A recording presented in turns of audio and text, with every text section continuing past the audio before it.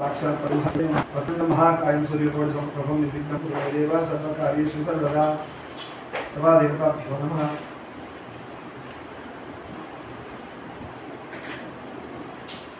जनक महाराज రోజున సుమహర్షికి గృహస్థాశ్రమం ఉంటూ కూడా ఎలా వైరాగ్య భావాన్ని వినయం చేయించే దాని గురించి చెప్తున్నాను. ఒక ఆశ్రమం నుండి ఇంకో ఆశ్రమానికి మెల్లగా వెళ్ళాలి, కానీ ఒక్కసారి చీమల ఎగ్జాంపుల్ చెప్పారు. చీమలు మెల్లగా ఎత్తుతాయి చెట్టు కొమ్మ పై వరకు, అలా పక్షిలాగా చీమలు ఎగిరి కింద పడతాయి. కాబట్టి ఆ విధంగా ఎగ్జాంపుల్ చెప్పుకుంటూ వస్తున్నాను. సరే, కనుక సౌండ్ ఎక్కడో ఉన్నాయి, సౌండ్ తగ్గింది. శాంతుడు మతిమంతుడు ఆత్మజ్ఞాని అయిన గృహమేది కూడా ద్వంద్వాలకు అతీతంగా ఉంటాడు.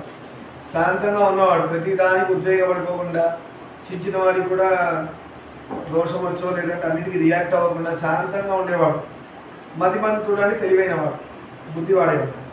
ఆత్మజ్ఞాని గృహమేది కూడా అంటే గృహస్థుడు, ఆత్మజ్ఞాని అయిన గృహస్థుడు కూడా ద్వంద్వాలకు అతీతంగా ఉంటాడు. ద్వంద్వాలంటే పాపము పుణ్యము కదా.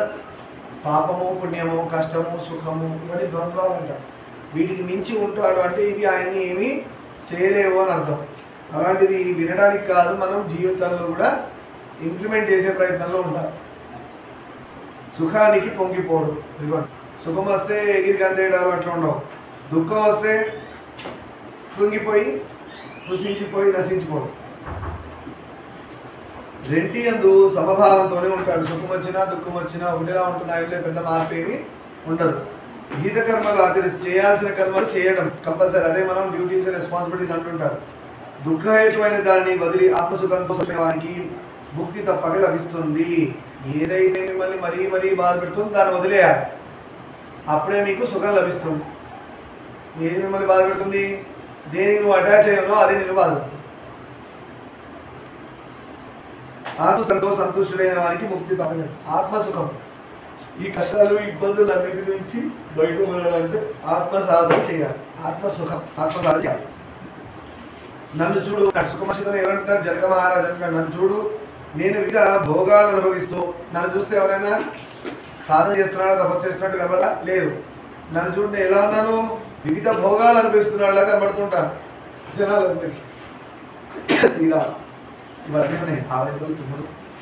నేను వివిధ భోగాలని అనుభవిస్తున్నట్టు కనబడు. ఎవరికి? లోకానికి. ఎవరంటున్నారు? జనక మహారాజు అంటున్నారు. ఎన్నో రాజకార్యాలను నిర్వహిస్తూ, ఎన్నో రాజుకు సంబంధించిన రెస్పాన్సిబిలిటీస్ ఉంటాయి కదా, అన్నీ చేస్తూ జీవన్ముక్తుడుగా చరిస్తున్నాను. జీవన్ముక్తుడు అంటే వీటి అందు అంటకుండా ఉన్నవాడు జీవన్ కనిపిస్తుంటాడు. దానివల్ల కష్టం వచ్చినా సుఖం వచ్చినా రియాక్షన్ ఉండదు, వాడు జీవన్ముక్తుడు. అందుకే సీతమ్మ జనక మహారాజుకి అమ్మవారే ఆయనకు పుత్రికగా వచ్చిందంటే ఆయన ఎంత గొప్ప సాధకుడు చూడండి. ఈ యొక్క ఎగ్జాంపుల్ చాలు. జనక మహారాజును అడ్డు పెట్టుకొని మనం ఆ విధంగా లైఫ్ స్టైల్ మెయింటైన్ చేసుకుంటూ బ్రహ్మచర్యం నుంచి గృహస్థుడు, గృహస్థుడు నుంచి వానప్రస్థం, సన్యాసం. ఏమైందమ్మా వెనకాల? ముందే చూసుకోవాలి, ఇవన్నీ డిస్టర్బ్ చేయకూడదు. అలాగే నీవు కూడా ముక్తుడవు కావచ్చు, అలాగే నీవు కూడా ముక్తిని సంపాదించవచ్చు. ఈ దృశ్య జగత్తు